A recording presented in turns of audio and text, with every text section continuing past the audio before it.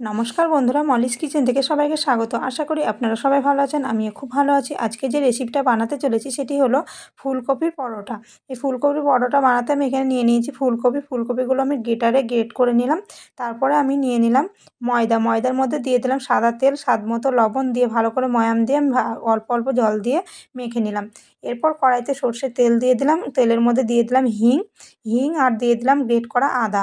এগুলো আমি একটু ভেজে নিলাম, ভেজে নিয়ে দিয়ে দিলাম গ্রেট করে রাখা ফুলকপিগুলো দিয়ে হালকা নাড়াচাড়া করে নিলাম। তারপরে দিয়ে দিলাম সামান্য হলুদ, স্বাদ মতো লবণ আর দিয়ে দিলাম সামান্য শুকনো লঙ্কার গুঁড়ো। এগুলো দিয়ে আমি আবারও কিছুক্ষণ নেড়েচেড়ে নেব। এরপর আমি এখানে দিয়ে দিলাম একটা ভাজা মশলার মধ্যে ছিল গোটা জিরে, গোটা মৌরি আর ছিল গরম মশলা আর শুকনো লঙ্কা। এগুলো আমি ভালো করে কাঠখোলায় ভেজে নিয়েছিলাম। তারপরে আমি হামলদিস্তায় আধ ভাঙা করে রেখে দিয়েছিলাম। ওগুলো দিলাম আর দিয়ে দিলাম সামান্য চিনি আর শেষে দিয়ে দিলাম ধনেপাতা কুচিয়ে।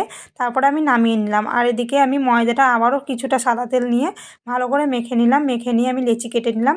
এবার আমি একটা লেচি নিয়ে এরকম বাটির মতো আকারে করে নেব। তারপরে আমি দিয়ে দেবো 1 চামচ মতো পুরটায় কিন্তু একটুও জল দিইনি। পুরটা কিন্তু শুধু তেলেই কিন্তু বানানো হয়েছে, তাহলে কিন্তু ভালো লাগবে না জল দিলে।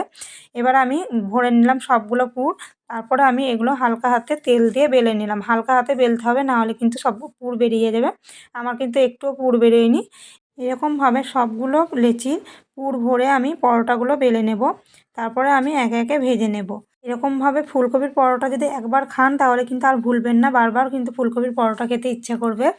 এবার আমি কড়াইতে দিয়ে দিলাম সাদা তেল ব্রাশ করে নিলাম। তারপরে আমি একটা পরোটা দিয়ে দেব। এবার আমি ভালো করে এপিট ওপিট করে ভেজে নেব পরোটাগুলো। দেখুন কত সুন্দর ফুলবে, একটুও কিন্তু হবে না, কিন্তু ফুলবে খুব সুন্দর। এই যে এপিট ওপিট ভালো করে হালকা হালকা তেল দিয়ে কিন্তু ভেজে নিলেই এটি কিন্তু হয়ে গেল। এরকমভাবে আমি সবগুলো এই পরোটাগুলো কিন্তু শুধুই খাওয়া যাবে, তার মধ্যে এতে সব কিছু মশলা দেওয়া আছে, নুন ঝাল সবই আছে এর মধ্যে। এটির সাথে কিন্তু কোনো কিছু না হলেও হবে। আশা করি ভিডিওটা ভালো লেগেছে। ভালো লাগলে লাইক, কমেন্ট, শেয়ার। যারা ফেসবুক থেকে দেখছেন পেজটা ফলো করবেন, যারা ইউটিউব থেকে দেখছেন চ্যানেলটা সাবস্ক্রাইব করে দেবেন, এই অনুরোধ রইল।